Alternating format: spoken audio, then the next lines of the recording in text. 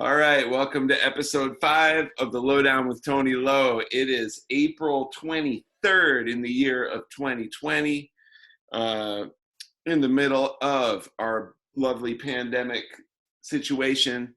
And today we have punk rock legend, drummer, human, generally fun, fascinating, and strange man whom I love, Todd Swalla. So before you say anything over there, Todd, I want to say something that I haven't heard anyone else say about you that should get said. And I guess it's no, it's good. It's a good thing. So I had a distinct pleasure of playing with Todd in a few different circumstances, and it is an experience to be had. I'm hoping that we can get to some drum-related talk that I don't usually hear people talk about with you, as well as the usual punk rock stories and stuff. Of course.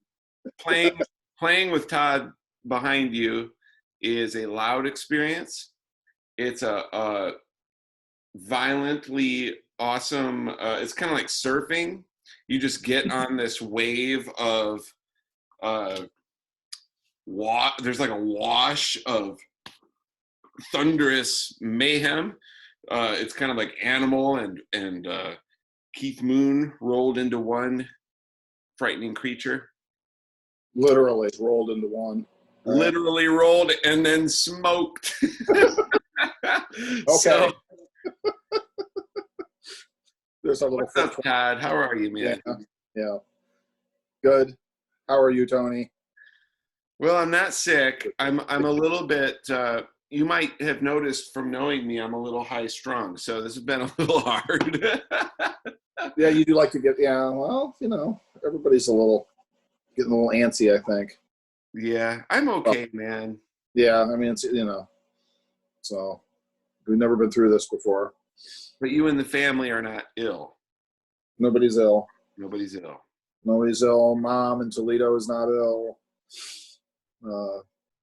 Mimi in Toledo is not ill. So all my at-risk people are not ill. So yeah, that's a trip, man. Because I'm pretty near my parents, and they've gotten to be very high risk, and it's. Yeah.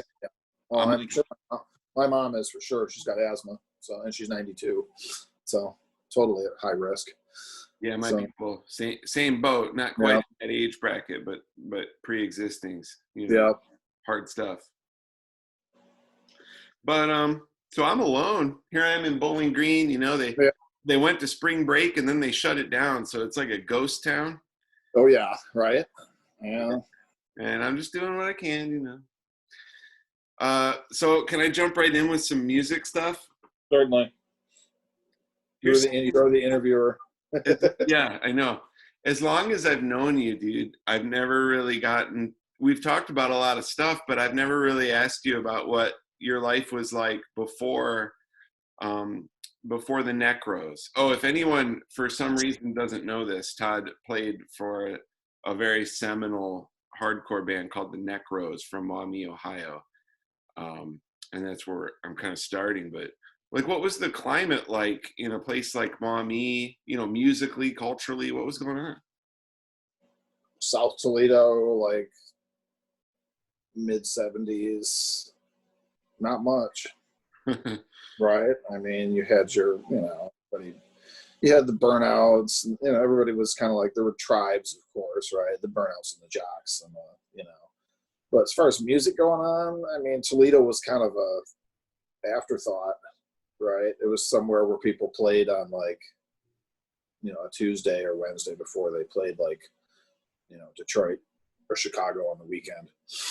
What were people listening to? Was it all Van Halen and stuff like that?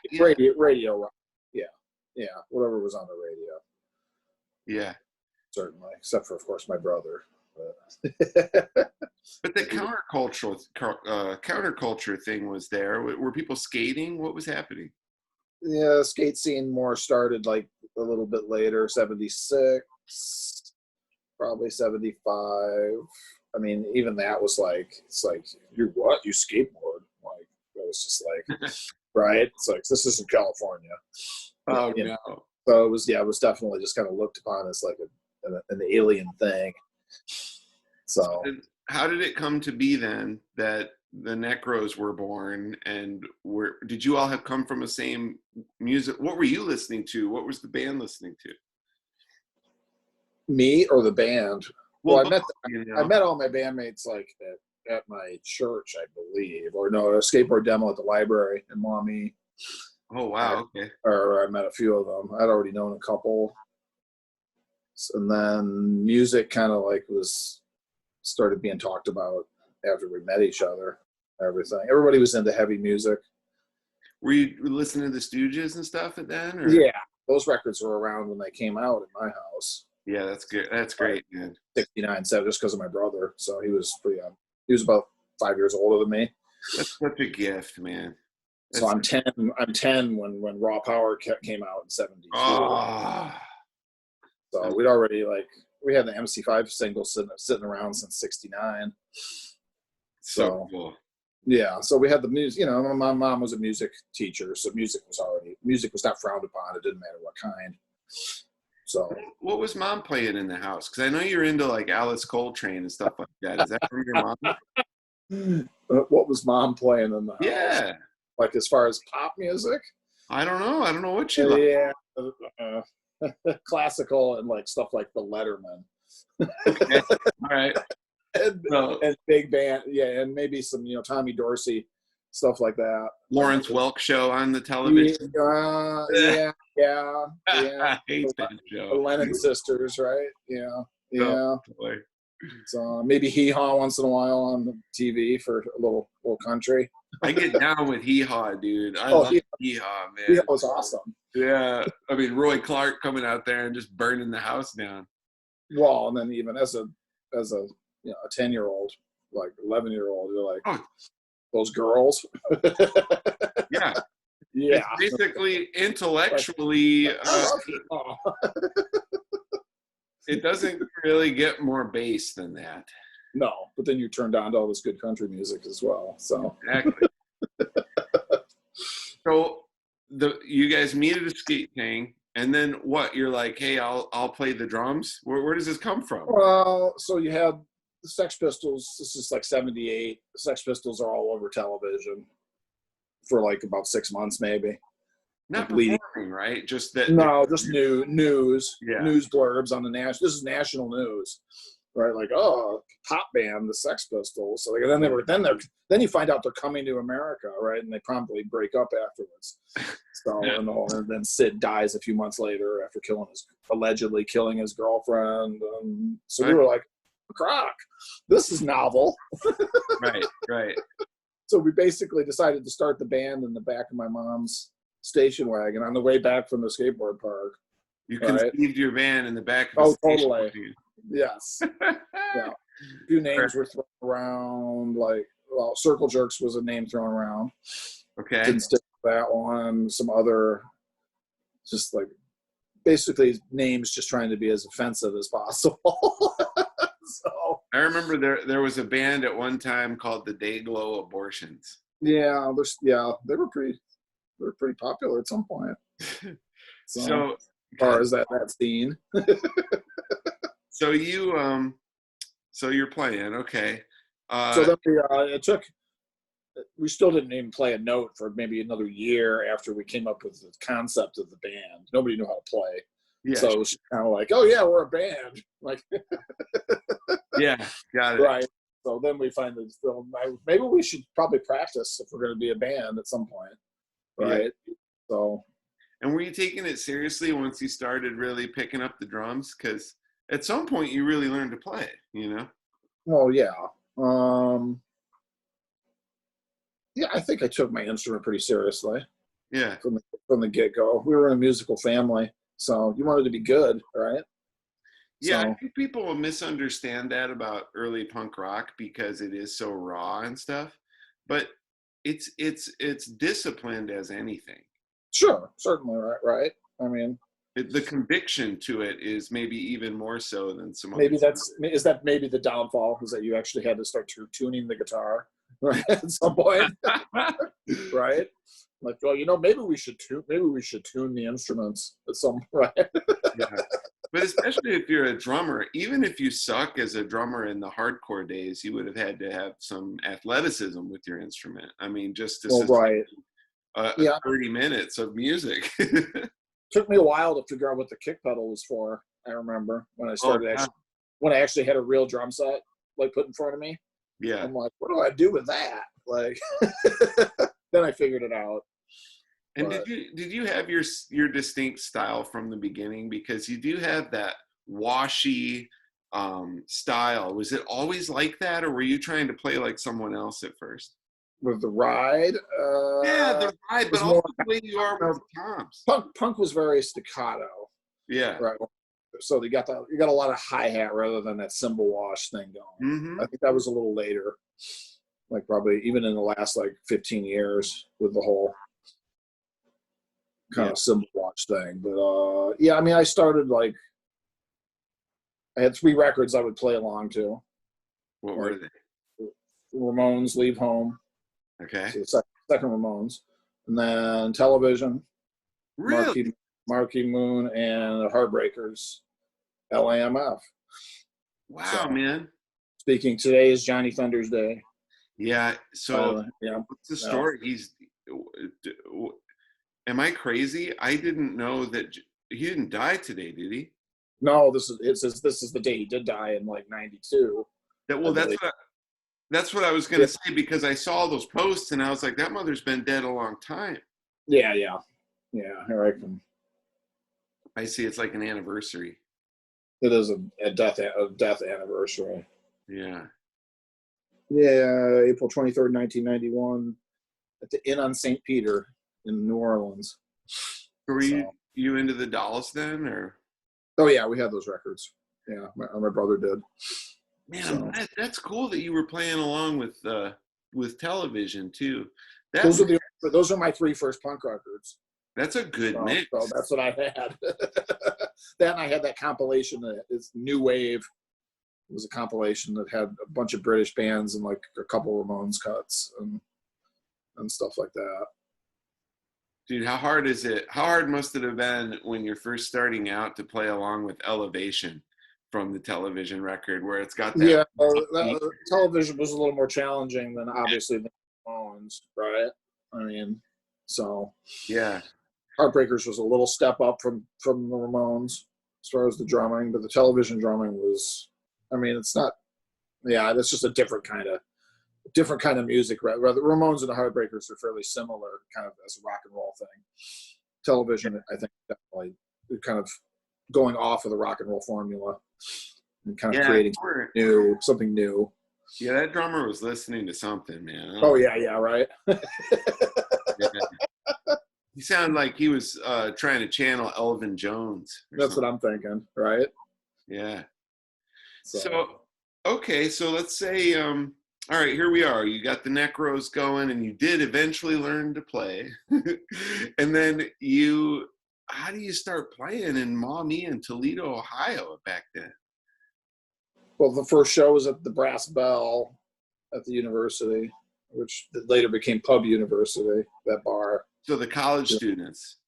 Yeah. Well, we had Steve Athanas, his band, The Best, his new wave cover band at the time. They were playing, and they were all worked at the record stores like Boogie and stuff. They'd heard about. They knew we had a band, and they thought it'd be a novel idea to sneak us in and have us play on Halloween night, like 1979. So that was the first Necros gig. By the way, those two guys were really important to me too. Steve Athanas is my uncle, and Pat O'Connor was a real close family friend. So I got hooked up with a lot of great records when I was a kid. Yeah, definitely, right. And I think we played again, and that went over well. I mean, it was like we played like 10 minutes. Everybody was drunk, all the frat boys and stuff. So it was kind of uneventful as far as that. I don't know. I think the singer Barry like kicked somebody, like who got close or something, like, and then they quickly whisked us off stage and back into the pizza place next door after we were done. So we weren't old enough. So they basically had to sneak us in. Luckily, the pizza place next door had a door that between the two, so we kind of did that. They like snuck us in and all this whole, So I think we played. We did it again a couple months later, and we didn't play so. It didn't go over so well that time because it was not Halloween night. Oh yeah. We kind of got booed and stuff thrown at us like this time rather than. And the Necros, did you ever, when you were with the Necros, you did eventually play with a lot of the great, the famous bands of the day, right? Did you? Yeah, after we got going. Yeah. So how did that happen? You go from getting kicked out and thrown into the pizza parlor next door to playing with all the other bands who were coming up in their region. We just kept playing, and then we kind of started playing gigs in Detroit and Ann Arbor, and we just kind of got noticed. That hardcore scene was kind of up and coming. Yeah, I guess there was a punk scene in Detroit and stuff, but it was like the Romantics and all that stuff. Yeah, so probably what about like 80, 82, 83? 80. Wow. 79, 80. Well, 79 went pretty. 80 was kind of our coming up year, And then we just started. People started touring. Then finally, we started just getting gigs, opening for people. Were you connecting with the SST crew at that time? Yeah, Black Flag. We played with Black Flag several times. So, what's your favorite? Do you have like a favorite Black Flag record? Probably Nervous Breakdown, the first EP. Not Damaged. I like Damaged, but Nervous Breakdown is probably my favorite of the. I like Damaged. I also have a soft spot in my heart for My War because it's such a weird record. Yeah, I like the My War demo better than the actual. It's with Chuck Biscuits on the My War demos. Yeah, it's a little more brutal even. I don't even know which one I grew up with because a lot of that stuff. I had an older brother that skated, and so I got turned on to a lot of music through what they were listening to. Yeah. And it had to go back all these years later and go, man, what was that tape? Because you know how it was back then. It's not even like we were out wherever they were skating with a little boom.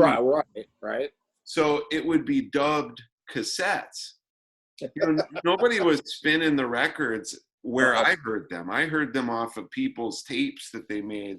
So I didn't always know what I was hearing.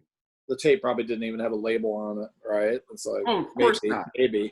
it would be like a Madonna or like a Carly Simon cassette. Someone broke the tab off, so they or covered it or whatever you. You got to cover them with Scotch tape so you can record over it. That's what. Yeah. Nice. All right. So, and how far did the Necros go in terms of geographically? Did you guys get out and tour all over? Started in Detroit and Ann Arbor shows, then East Coast first, like New York and Boston and DC, and then we did like 5 or 6 national tours after that. Yeah. So, because the Necros deal around the country. When I was out in the Bay, people knew the Necros that were into old hardcore, So yeah. I didn't know that because I'm younger than you. I had heard of you at first because of the Laughing Hyenas, right? Probably. And then later people said that the Necros were a thing, but I never knew that it was. I always thought it was just a regional thing until I went elsewhere. Cool. So you give me 30 seconds. You can have as many seconds as you want. Here, hold on. People can watch me sip my coffee.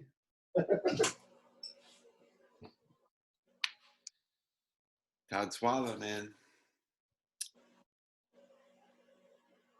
By the way, if anyone is curious about hearing the Necros, you can get their stuff on vinyl. I have like a really good reprint over here, a reissue.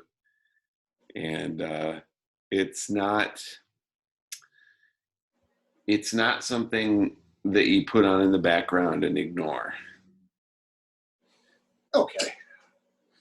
I was just telling anyone watching that you can get the great vinyl Necros reissue. somewhere. No, it never got reissued. None of that stuff's reissued. Oh, well, I have a Necros disc. What do I have? Oh, which disc?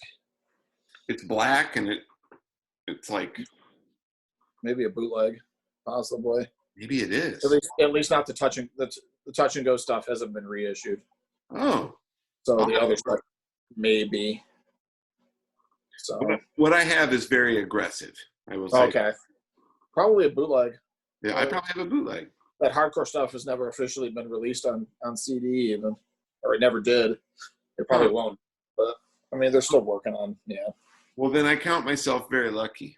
Yep. There you go. So then, how did the Laughing Hyenas start? And by the way, you can tell any stories you want to tell if I'm skipping good stuff.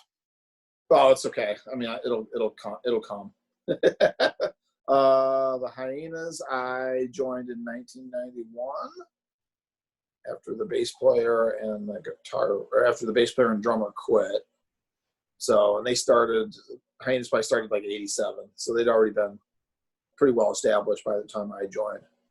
Yeah. So, and those people were already friends. I was friends with John and Larissa from way back already, or from in probably 1980. I met John and Larissa, so already known everybody. And I never saw them. I never saw the Hyenas live. But I think I remember that people were around the scene in the early 90s, kind of still, the Hyenas were still resonating with people as like a really, like I remember playing Frankie's and you'd see the Hyenas poster. Yeah, I mean, we were around till 95. I think we broke up end of the year. Yeah, okay, that makes sense. Yeah. So maybe I did see you. I don't think I saw you play, but I saw you around. Yeah. And I remember it was a terrifying group. I remember, because I was just a kid, at that time. Yeah, right. Like, I was into the Sonic Youth Minutemen, right, kind of thing, Dinosaur, and and then Nirvana happened, which was, suddenly the whole culture knew about this music. And it's really sad that, I was talking about this with someone else that I interviewed for this show. Yeah. And I was trying to explain, because they were amazed that I saw Nirvana, because I'm old now. And I was trying to explain that it's almost impossible to understand what that was like unless you lived in the world that was before Nirvana. Yeah. You know what I mean? Because I was like, man, if you went to we used to go to the Sam Goody or some horrible place out in the country where I was. You'd have to go to town to find a Sam Goody or something.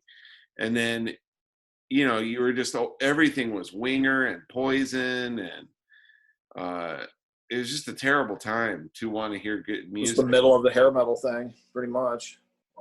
Man. I mean, we had the cassettes that people had dubbed, and then we had any kind of commercial, like it was a secret world until Nirvana was just suddenly on the television. Right. Yeah. So it opened up it seemed that they opened up a lot of other music for people, it seemed. Yeah. What was that climate like, that kind of early 90s or late 80s climate like for you playing with the Hyenas?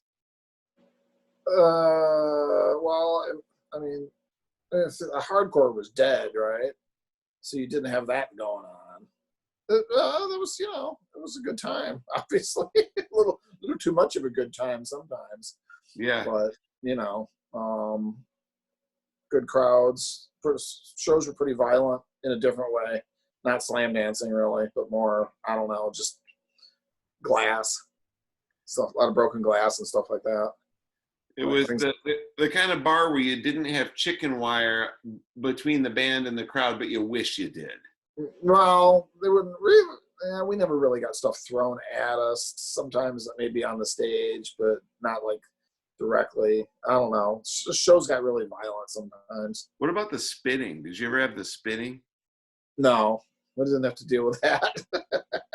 Yeah, that's awful. The gobbing thing, that's a little. That probably won't be happening anymore. So Yeah, you're right.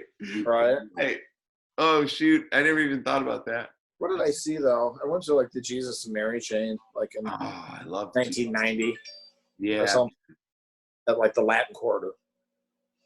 And like as soon as they came on stage, all these girls just started spitting at them, like total spontaneous, like just gob fest. and As soon as they came on stage, just like these chicks were just gobbing on them, like all of them, like at least like. Oh, talk about easy targets too, man. That Like, band. I'm like, what's with that? It's like fuck these. There's something about being Scottish and Oh. But if there's one band who's gonna fail to dodge anything, right? I mean, they're like toads on sticks up there. Exactly. Right. Yeah. It's like, I think they were just sitting there taking it. Yeah. So, They're like the Slavs in that movie Zootopia, man. Just slow. Well, I have seen. We opened for Motorhead in L.A. and Lemmy comes out and people start spitting on him. And he was ready to. Oh no, he was ready to leave. It's like, you better stop the gobbing, or I'm leaving right now. Leave. They're lucky he didn't snatch them. Leave. Like. I know Rollins probably would go down there and handle business. Yeah, I've seen some footage of Henry getting spit on where it didn't turn out too well. So. No, man. Yeah. That dude's a trip. So, I like Henry. I love him. I mean, I had a chance to meet him once, but I just passed on it because I didn't really feel like I had anything to say to him except, "Hey, look, you're Henry Rollins," you know. So. Right. Yeah. But when Jeff had his going away party in Arlington, Jeff, for anyone listening, Jeff from Minor Threat, who I now embarrassingly have brought up a few times during this thing. But I went down. What's that? That's okay. I went down there and drove one of his Jeep Wagoneers up to Toledo when he was moving. Oh, cool. And so I was down there for his going away party, and I remember I go, man, look at this dude over here thinks he's Henry Rollins. I was like, wait, never mind. That's Henry Rollins. That's why. Yeah, what was my last? Rollins band were playing the main event, and I came down to see the show. Croak's hanging out up front. The bus is like out front, and I'm like, "Is Henry here?" It's like, "Yeah, he's on the bus. Why?" I'm just gonna say hi. So he didn't have a clue that I knew him. So right. Then at that second, like Henry pokes his head out of the bus. He's like, "Todd." Croak was just like kind of like, like it's like, "Oh my God, you do know everybody." So, yeah, pretty funny. Yeah.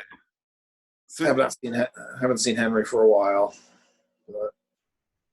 Hey, when you hear the Necros and you hear the Laughing Hyenas, it's been such a long time. Do you hear yourself in that music? Do you like it? Like just as a listener? Oh, sure. Like you could still put it on, and can you enjoy your own stuff? You want to hear your chops, right? Like once in a while at least, like play stuff that you're, So that's cool. Yeah, I like some of those recordings better than others. And probably some of my performances better than others, but it always I think it's always fun to like take a little trip down, jog your memory a little bit. So probably helps you playing. Yeah. At least I don't know about guitar. I don't know about guitar, but drum wise, you probably want to remember some of your licks, right?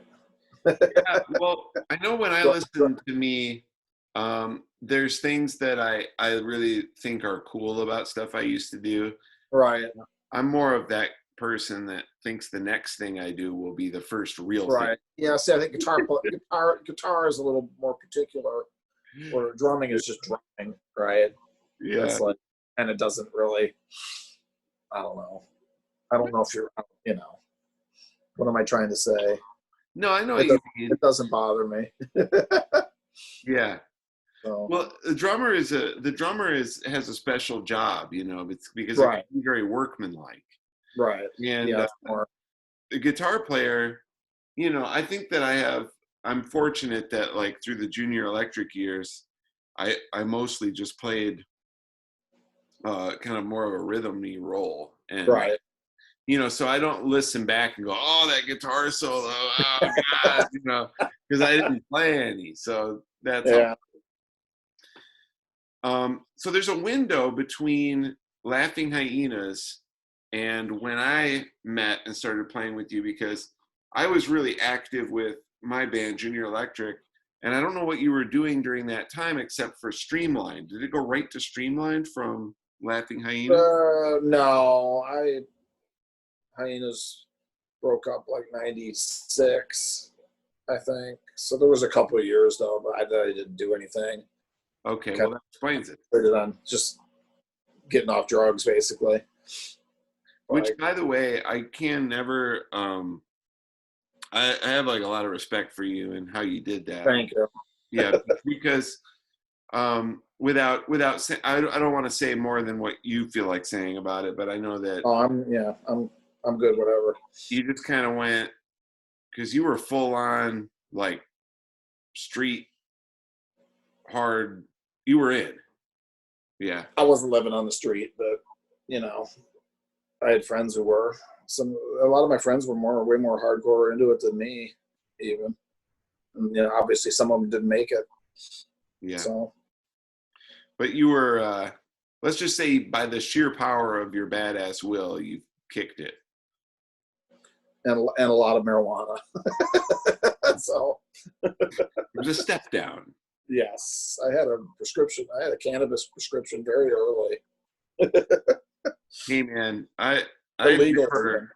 I've never understood what was wrong with smoking the weed. So Oh, even when I was, why it was illegal, even.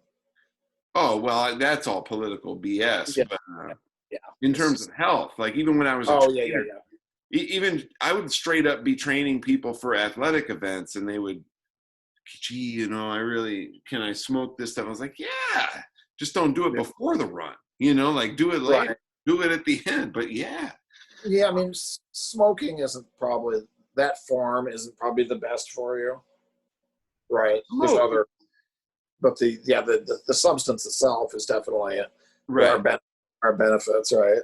So Yeah, I mean, there's so many different ways that people use it. I mean, at this point, yeah, yeah, but, yeah. If you would have told me 10 years ago that I can now carry around my own little portable hash oil vaporizer, I would have laughed at you, right? right. So, yeah. The Jetson, yeah. Being civilized is nice. Finally, it's been a long time coming. Yeah. So, well, that's when I first heard you was Streamlined, and at that point, you 98 probably 99. Yep, exactly right around then, because it was the tail end of Junior Electric, which Yeah. was then right around before the year 2000. And my other Autopilot was kind of the band between the Hyenas and Streamlined, and that kind of just fizzled out. Okay. That was with Keith and Karen and Right. Johnny Walker, our good friend. Right, so, Johnny Walker.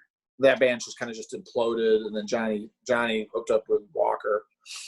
Doug Walker did Johnny Walker. Yep. Walker got fired, and then he got Ben, and they did the Soul Band Brothers. Yeah. Okay. And I saw you with you still had Karen in the band. Streamlined. She was in that for a minute. Okay. Yeah. So that's when I saw you, is with Karen, and you had Lindsay and Brian and Tori. You had Tori. So. Yeah. So how did it come to be? I'm trying to remember. How did it come to be that we played together? Did you ask me or did I ask you to do it? I can't remember. I think I asked you. Yeah, because you played with me for something I was doing, just like my songs that after Junior Electric, and then yeah, I think you guys were breaking up basically. Yeah, and we had you and I traded. Like you were going to play with me, and I. Yeah. It was a trade thing. I was going to do the Tony, your solo thing, and then right. Yeah. So, do you remember why? Because I was a very different kind of player than Tori, and a different kind of personality too. Like it seems like a weird fit. I'm glad that you wanted it, and I love those memories of playing that music. Oh, I think we ditched most of those. A lot of those older songs we ditched and kind of just started over. Or maybe that was right. Well, after the first EP, and then Lindsay quit, so we kind of like, let's just write a bunch of new songs. And I think that was more. It wasn't you trying to play like somebody else. Yeah. And I enjoyed it a lot. That was really fun. Yeah, that's a good. I like that demo and stuff. Well, the 2 songs came out on the EP. Another 2 were supposed to come out, but apparently the plates are at the pressing plant. Are you serious? But the guy, this was for Envelope and whatever the second EP was going to be. Yeah. Yeah, the plates are at the pressing plant, but he never pressed them. I need to hear it again. I remember when I heard. I think he ran out of money. The record company kid ran out of money, basically. So, yeah. Well, playing with you at that time was when I first heard what I think of as kind of a Todd signature, that washy sound. That was when I first started to hear it.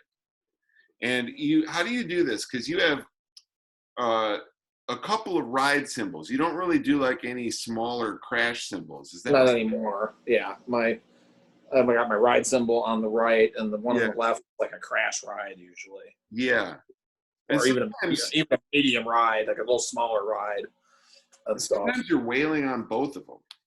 Well, right. You're kind of like, you can do this thing where you're like, instead of just 1, 2, 3, 4, 1, 2, 3, 4 on the one, you're like going back and forth, right? Or just like 1, 2, 3. If when you hit the other ride cymbal, there's no pause in the wash, right? Yeah. So it's a Keith Moon trick. Right, and then you played in Fast Piece of Furniture, of course, after Jeff Nelson left, or after I went to California, actually. Yes. But what happened is the thing that I always tell people is that when I played with you, like what I'm doing now, I have a drummer. I'm playing with this guy Scott Hafferkamp in Toledo. Yeah. And he's way more nuanced. So when I'm writing music, I'm writing more, I can write in all these different varieties and I can request rhythms and stuff. But when I played with you, it was more like it's kind of like you have a Tyrannosaurus Rex, and you're not going to say, gee, what kind of movie is this going to be? It's one where the Tyrannosaurus Rex comes in and everybody does what they do. You never told me to play any which way on anything, really. I was because I wrote things. If I had a riff, I would actually play it a little differently because you were going to be on it. Right. I could imagine what that was going to be. And there was no point in me saying like, hey, why don't we do this in this way that sounds like, the Meters. It's like, no, I'm going to amp it up and unleash Todd on this song. This is how it's going to be. That's what it'll be. But okay, so Streamlined. We had a couple different, and that was for anyone who's watching this, I have no idea whoever watches these, but I hope they do. That was kind of, you could say shoegazy, but it had, I hate to pigeonhole it that way, but it definitely had that kind of it would inebriate you with volume and swooshiness. Shoegazy space rock, kind of. Yeah. There's Streamlined music on Bandcamp, streamlined.bandcamp.com. There you go. So there you go. There's a bunch of there's like 5 different things. Cool. So, that means I can go on there and listen. Yeah, this is kind of I don't know.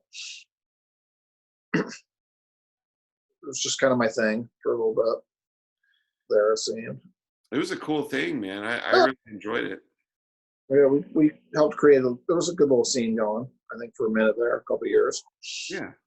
So then As far as I know, the next thing was my favorite Todd Swalla, which is the Boogaloos Prayer Yes. era.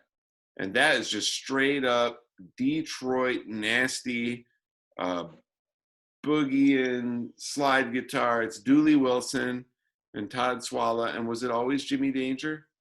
Yeah. It wasn't always me. I joined after Keith quit, the original drummer.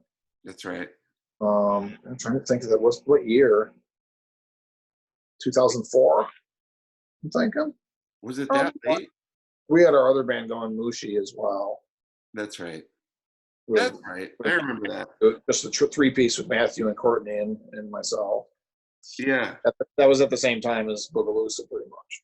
That was the most gear that I've ever carried, because I would carry an incredibly huge wall of vintage Fender amps. Streamlined.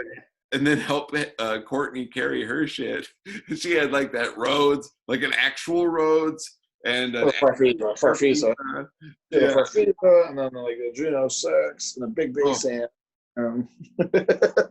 Yeah, there's four vintage heavy keyboards up there or something. Yeah, it took us a good it was like a 40-minute setup, pretty much, like half hour maybe if we were lucky. Like if it was on like a multi-band bill, like having to set up between bands. Oh God, it was like setting up for it was like the circus has to come to town. Totally. Oh yeah. It looked like Stereolab's it looked like Portishead's stage, except there's only 2 people up there.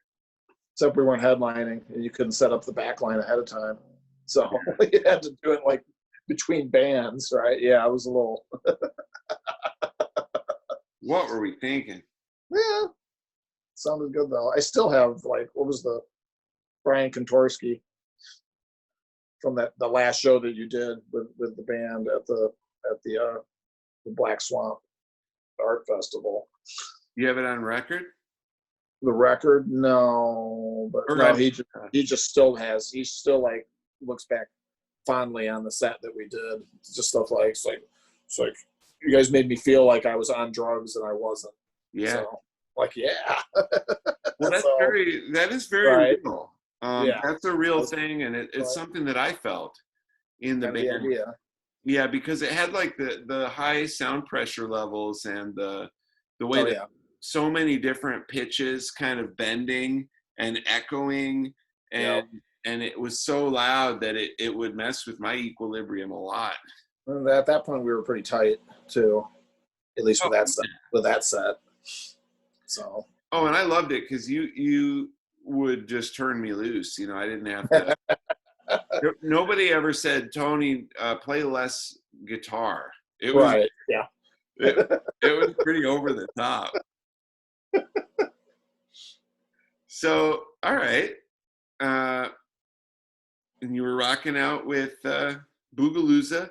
My opinion is the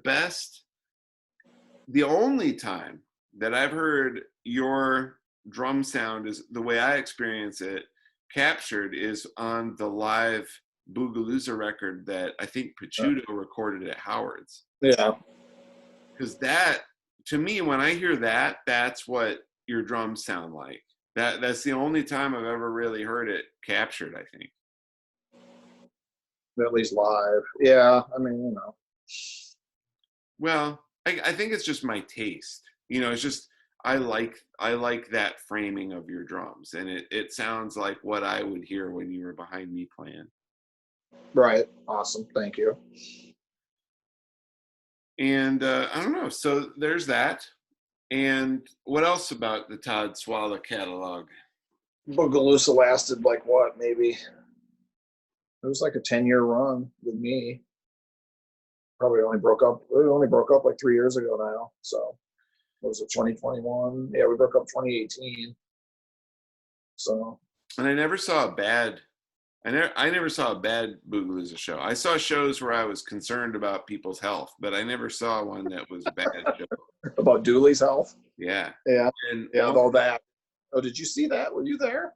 I saw some things. Because I would come back for like New Year's Eve and stuff, and I would see things. Oh, that one. The New Year's Eve one was. Yeah, that wasn't. there was a couple bad shows, but most of them were pretty good, from what I remember. One of the things I've been really happy about when I came back is that that to see Dooley doing okay. As you know, like we've lost some people. Yeah.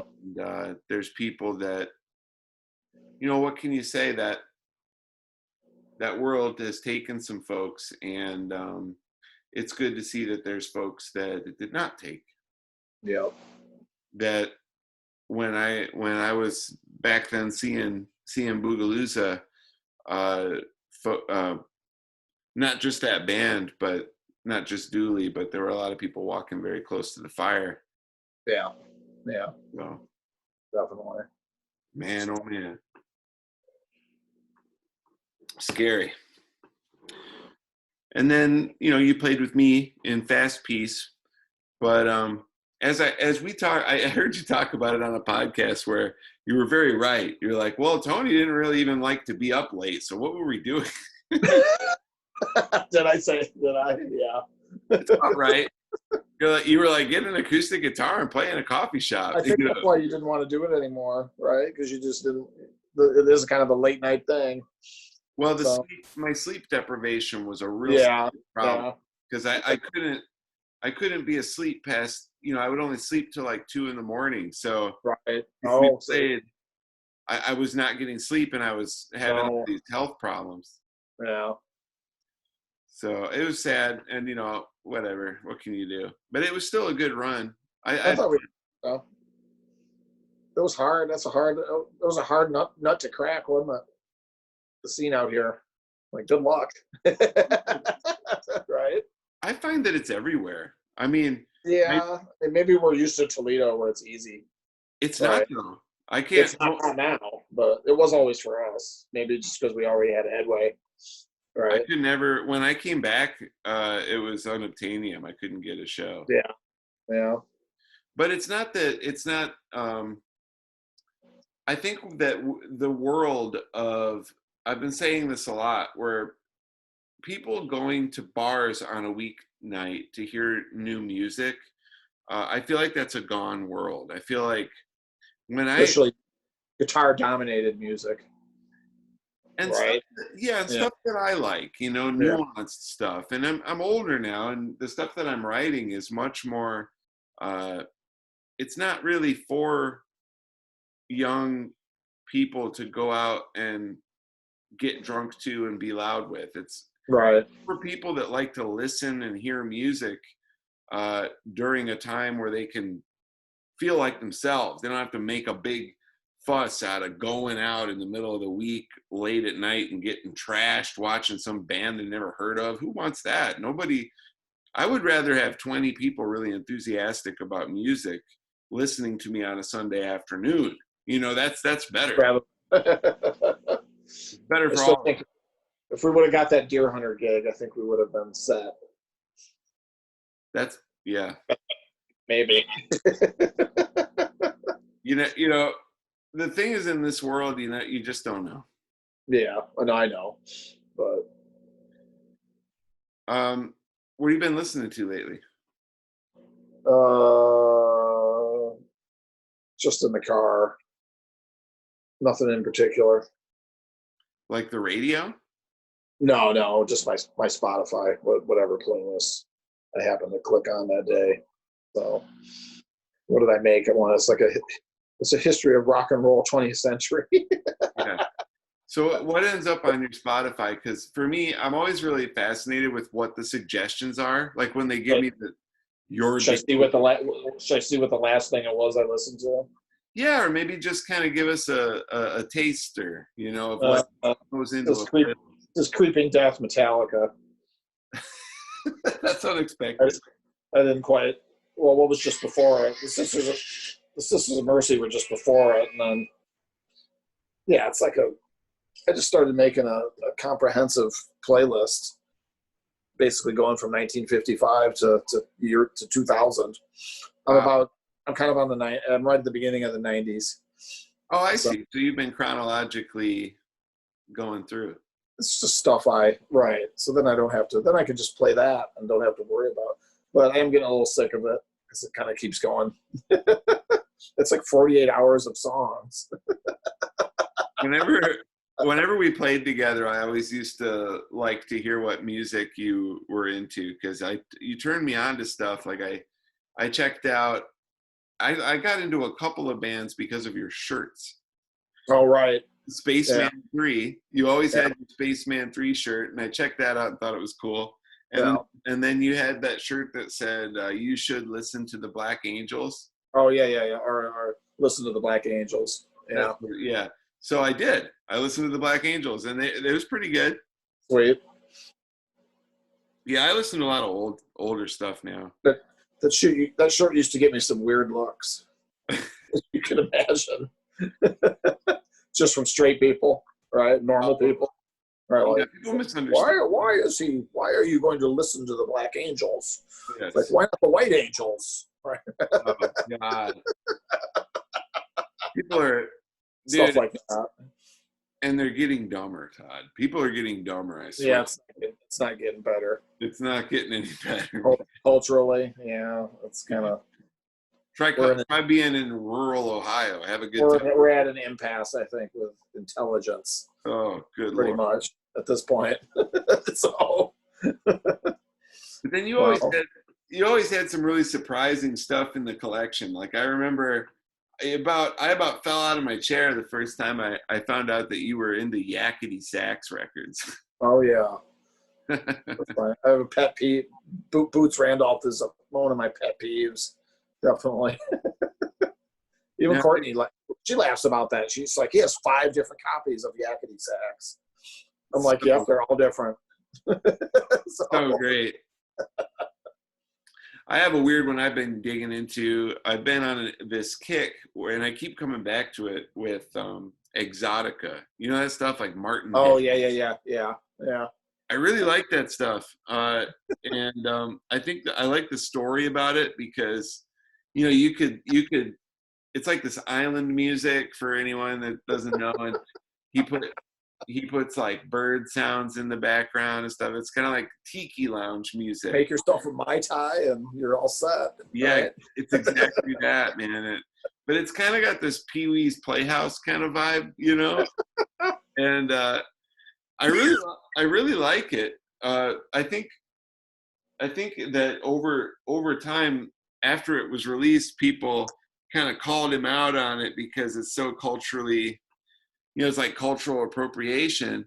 But in his defense, and what he said was, originally, before Exotica took off and you had all these really unfortunate other people doing really unfortunate records, imaginings of Africa and stuff like that, it got very racist. I think the initial interest, he said he just was a person that never got to travel. And so it's not that he was appropriating any culture. He was creating music to fit his imaginings of what it would be like on an island, right? He was traveling in his mind with his music, right? Basically. Yeah, travel magazines. Oh, yeah, I'll see. So he was writing music to go with that, and I really enjoy it as a listener, but I guess the reason I've talked this much about it is there's definitely some guilt. Like, am I participating in something really dark here? Like, what am I doing? Right. Why am I listening to this fake indigenous music is really kind of creepy. And yeah, that's pretty much it. I listen to a lot of jazz and old stuff. I don't listen to a lot of new stuff, although I had to listen to the new Fiona Apple. Did you hear that? No, I should probably check it out. So it's easy enough to check it out, right? Yeah, especially if you're on Spotify all the time. I mean, she's there. She doesn't offend me, so it's I'm trying to figure out why, because people I know who like it, who like Fiona Apple, many of them hate a lot of really challenging music. Yeah, and I feel like this is not friendly to the ear. Like this is slap your face, wake you up, jarring. Yeah. Why do you think what is it about Fiona Apple that makes it appealing for people? Yeah, I don't know enough about her to really. I mean, she hasn't done a record for a while, right? Yeah, I think I don't want to. Years, maybe. I don't want to speak out of turn, but I think she kind of disappeared. I think she has periods where she's mentally okay, and sometimes she goes right, and then she just kind of doesn't do anything, and Because that last record she did was almost like a Beefheart record. I mean, it was really intense. The one that just came out, didn't it? Well, the last one she did before disappearing, she kind before this one. Yeah, she popped out and did one that was really, really raw, and then this one, I guess, is a little bit more like she's taken all that raw energy and shaped it up a little bit. Right. So. Yeah, she got some of that onto the pottery wheel and made it round. Right. Yeah, I don't know enough about her to really comment.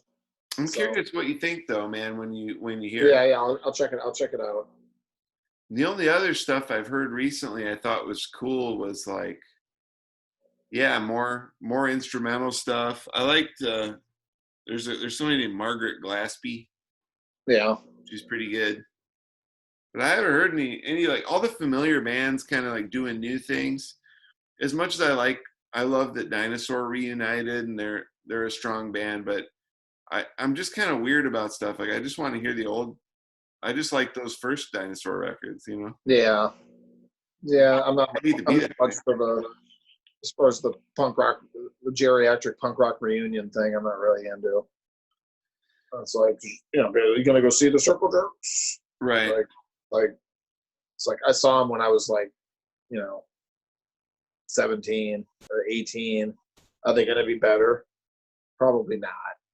Right. It's kind of like I don't know. It just doesn't. Maybe it's just because I know my band will never get back together, so I don't have to care about the whole. Well, I think there's something about it too, where it's like autographs. I've never asked anyone for an autograph because it's kind of like, look, I either met the person or I didn't. This is a weird fake thing, like now we have no chance of being friends. Sign my butt. You know what I mean? Like it's stupid. It's just like people. I think it's people trying to relive their youth. It's like, yeah. Let's go. There's this band I saw 30 years ago when I was a kid. Let's go again. Yeah. It's like, they're going to be disappointing. Maybe not. Maybe not. Maybe. In the very late 80s, Jane's Addiction was a big deal to me. Right. And when they reunited, and I didn't really want to see them. When was the reunion? Like maybe 5 years ago. I don't even know, man. They had Flea. It was pretty recently. Was it that? Probably 5 or 6 years ago, I'm thinking. Well, when they did it, I didn't really want to go see it, and people were like, "Why wouldn't you want to go see it?" And I was like, "Because I missed them. I missed them when they were a band, and then they were gone, and this is kind of like them pretending to do that again. I don't really." Yeah, I was even kind of that way with the Stooges thing a few years ago when they got back together. I'm like, really? I was like, then I kind of talked myself into going. And then, of course, the first show, was when the power went out. I know. I was there. That was when we went all the way to Detroit and had to turn. You were already there. We were on our way. We were just getting ready to leave, and the power went off. Yeah. So I was talking to Larissa, who was at the Sonic Youth sound check. Right. Oh, wow. When the power went out. We're like talking to her, and it's like, oh my God, the power just went out. Like, we'll call you back later. Like, yeah, that's one of those. Now that's Sonic Youth is a band that I get starstruck about. And I know that because I was in Chicago once and I was going to a Sonic Youth show, and Kim and Lee were standing outside of this little Chinese place or some weird little restaurant, and I saw them, and I had this crazy feeling like I was like, I have to say something to them. And what amazed me was how much I wanted to talk to Kim Gordon, because it was almost like I was in love with her. Like, Everybody's been in love with her at some point, right? Dude, oh God, she breaks my heart.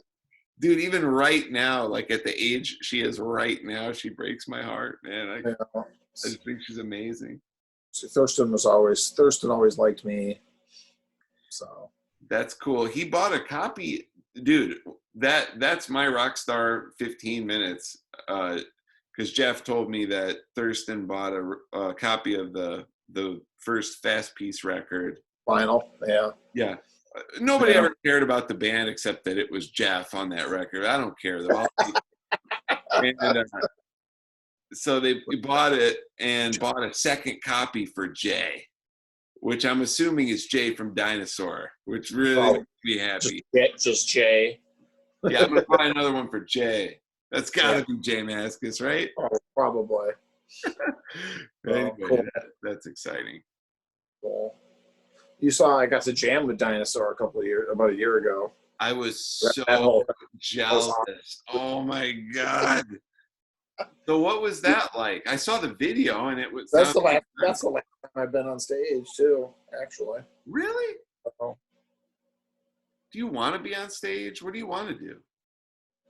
I don't want to start my own band. I don't have time. Right. So who knows? I might be, whatever. You kind of do have to let that stuff happen, right? Like you can't force it. Yeah, if somebody wants to hire me, I'd certainly right. Yeah. Well, what was I waited 30 years for the Misfits reunion, and they go and hire the guy from Slayer. Like, thanks. Like, really? It's like, I guess the devil is real. So, but I have to say, it's hard to imagine the Misfits sounding the way I want the Misfits to sound with that kind of, what would you call it? It's like a precision that's unnecessary. Good. You don't need to be. They don't even need a drummer that good. That's it. You want it a little garagey, I think. I mean, I'm judging from the footage. They definitely they didn't even let him have that whole Dave Lombardo kit. They just hooked him up with it's like a 5-piece, like 2 floor toms, one rack and they probably told him just to play the stuff like the records. You have to. That's like brandy. Yeah. You can't go out there with, you can't go out there with, the Motley Crue drum set that flies into the audience. No. And have it at least Jerry mentioned my name apparently when the talk was happening. So, but I think Glenn already knows. Glenn's in that whole metal world, right? So if you can hire the best metal drummer ever, why not? He kind of thinks that way, right? He's a different kind of dude. Yeah, let's not start on that though. Probably not. He'll come get us. I would be really worried, except I've seen the fights on YouTube. So yeah, he got knocked out on the one. Yeah. There's a backstage one where he gets totally cold cocked and he's down. So that guy was way bigger than him. Oh, it was bad. The guy who hit him was 6'8", big. When I was a kid, man, I used to sing. I used to do a real good Glenn Danzig. Yeah. When I was 16 or 17. When the band would play the other guys, I don't even remember what it was, but the other guys would be like, do the Danzig thing. Do the Danzig, you can sing it. Yeah, because when you're a kid and you can sound like Glenn Danzig, people really want that. It's because everybody was real high pitched and screechy. He's like a baritone. Yeah, right? so I had the whole thing. Mother, tell your children not to walk my way. That's like Elvis, Jim Morrison, kind of, right? Pretty much. So funny, man. Those guys. Jim Morrison's great. I was just telling somebody that he sounds exactly like if somebody's uncle was too drunk and they were singing Sinatra karaoke. Oh, I've been down so good, man. Oh. What I was saying is play Crystal Ship And imagine somebody's drunk. Oh yeah, there you go. Karaoke. He's definitely doing Sinatra. It's your drunken uncle doing karaoke to Frank Sinatra. Yeah, kind of. Right. I mean, it's not that he's nailing it; it's that he's trying. Yeah. Well, he never sang. He'd never sang before. Yeah, I love it though, man. I love that idiot. I love his bad I hate when people think his poetry is good, but I love that he wrote that. I love that he did that, and he meant it. You know. I go on a Doors kick at least once a year for like a few weeks. There's nothing wrong with it, man. No. There's all the Doors. There's no Stooges, so. That's a good point. And the Stooges, man, the Detroit thing. I want to fill in the blanks between the Prime Movers and the Stooges, because Iggy played drums in the Prime Movers, which is Dan Erlewine's blues band. He was I think the Iguanas were after the Prime Movers then. Okay, that was kind of where Iggy was doing almost like a performance art kind of thing, right? But he was still drumming. He was drumming. Yeah, it still wasn't. The Psychedelic Stooges was more of the performance art. Kind of just making noise with they made a bunch of African drums and stuff and other weird instruments. Yeah, so, okay. Prime Movers were a straight they dropped the psychedelic part. Yeah, but I want to know how that all came to be, and of course Iggy Pop is a hero to me. The Stooges in general. And in fact, there are no bad Stooges records that were made. The original Stooges records. I mean, they're just those original three. Yeah. I would throw, yeah. Not the weirdness or the other, or no. Yeah. The Stooges. I listened to them. Funhouse and Raw Power. Yeah. And I actually really do like the newer mix. I like Iggy's newest mix more than the David Bowie mix. Well, plus they just came out with the John Cale mix on vinyl of the first album. Yeah, is that the original mix, or is that? It's his original mix, the John Cale mix. So there's another mix I haven't even spun yet. That's the first album, not Raw Power. So there's a whole John Cale. Okay. The John Cale mix got rejected by Elektra for being too raw. So Jack Holzman went in and cleaned it up, basically. Oh man, I want to hear that. Yeah. It just came out record store day, I think. So let's see, that was 69. So 68. That was 68. So John Cale would have been fresh out of the Velvets, right? Pretty much. Yeah. No. Oh, I want to hear that because it's pretty raw. It's very drum heavy. Yeah. A little more drum heavy than Holtzman's mix. So, yeah. Well, that was what that record needed, because the mix that everybody heard for so many years, it was kind of feeble in the hard hitting department. It seems clean comparatively to the Cale mix. Maybe try to make it for radio. I'm thinking they were just trying to. Yeah, I mean, Elektra they wanted to ride. They were just riding on the coattails of the Doors' success, basically, and trying to get stuff. Oh yeah, they've said right. Right. It's it's on Elektra. Doors fans will buy it. Right? They were like, "Hey, I found another Doors." That was literally right. Here's the next Doors. Oh, they even tried to There's all those mixes on Funhouse that have organ. Mixed in. I don't know if you've heard those. So it really starts to try to sound like the Doors. Well, there's so many weird outtakes and yeah. I can't deal with it, man. I just kind of go with I'll hear a remix if it's somebody I care about that's doing it. I want to hear the John Cale mix from the late 60s. That would be killer. But that's good. For the most part, I just kind of take albums and I'm like, here's the album.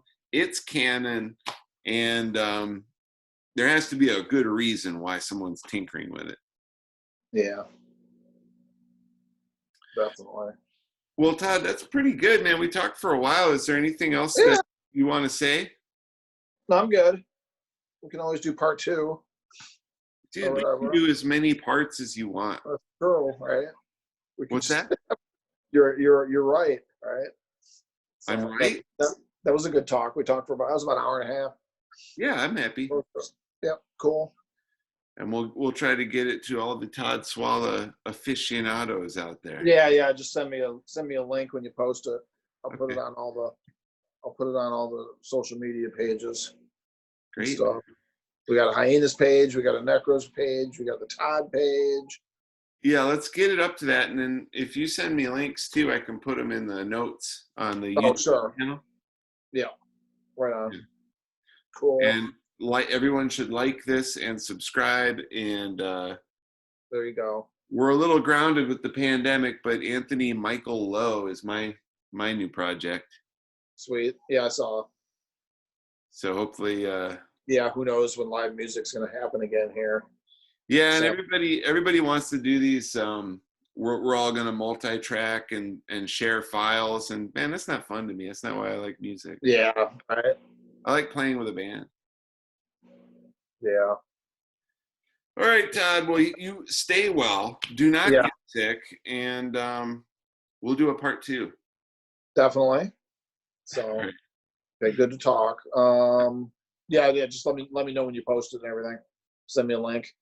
Okay, I'm gonna hit stop on the recorder, but you'll still have me